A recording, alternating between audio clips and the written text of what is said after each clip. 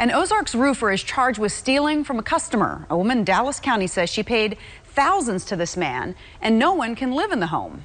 Well, how'd this happen and what can you do to avoid this? Ashley Reynolds has this On Your Side investigation. It's the old house with the black trim near the Buffalo Square.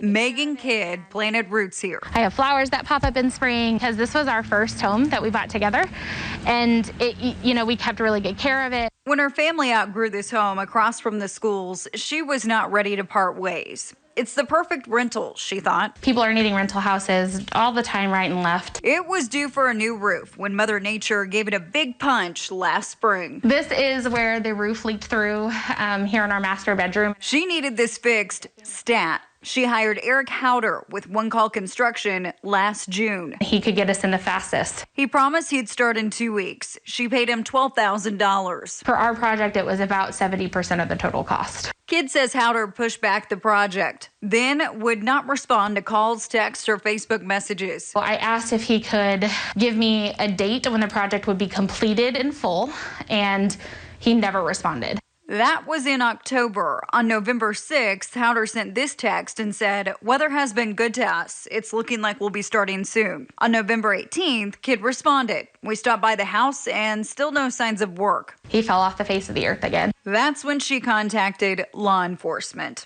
All while the water damage imprints a heavy scar on her home. Ruined all the insulation and some of the wood was damaged here. It's actually starting to mildew. It's probably going to cost us double what it would have been. The Dallas County prosecutor charged Howder with stealing by deceit. Court documents read Howder told a detective Kidd pissed him off. He stated his contract allows him 365 days to complete and planned on waiting until June 2021 to start. By the way, there's no completion date on this one-page contract. The detective made note of that too. What wouldn't prevent that person from doing your job in 7 years? Contracts are done within a timely manner. The detective went on to write in his report, when I asked why doesn't he just refund the money, Eric claimed he had $5,000 to $6,000 in ordered materials. The detective asked for an invoice. Howder was unable to provide it. The detective called the supply company and was told they don't have an account under Eric's name, business name, or phone number. On Your Side did some digging. Buffalo City workers tell me they do not have the required roof replacement permit for this address, meaning Howder did not apply or start the process. I also found this. A few years ago in Camden County, Howder was charged with passing a bad check, forgery, and lien fraud.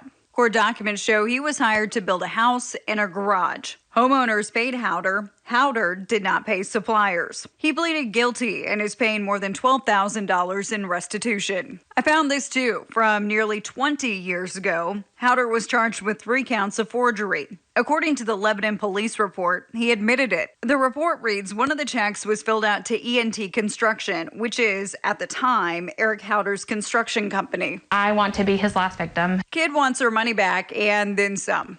Plus interest. If this was a loan at a bank, you'd end up paying a whole lot more for the time that you've had the money. If I need to go and tell my story in front of a judge, I'm more than willing to do it. I reached out to Howder's attorney asking for an on-camera interview. She emailed me this statement. It says in part, "Because of the pending criminal charges, I have advised Mr. Howder to not make any statements about the case. Our U.S. Constitution affords all of us the right to remain silent, and it is important to allow the justice system to work before conclusions are drawn." Mr. Howder has entered a plea of not guilty, and we look forward to him having his day in court. Before you sign a contract, make sure there's a timeline with an estimated completion date. If plans change, amend the contract. For On Your Side, I'm Ashley Reynolds.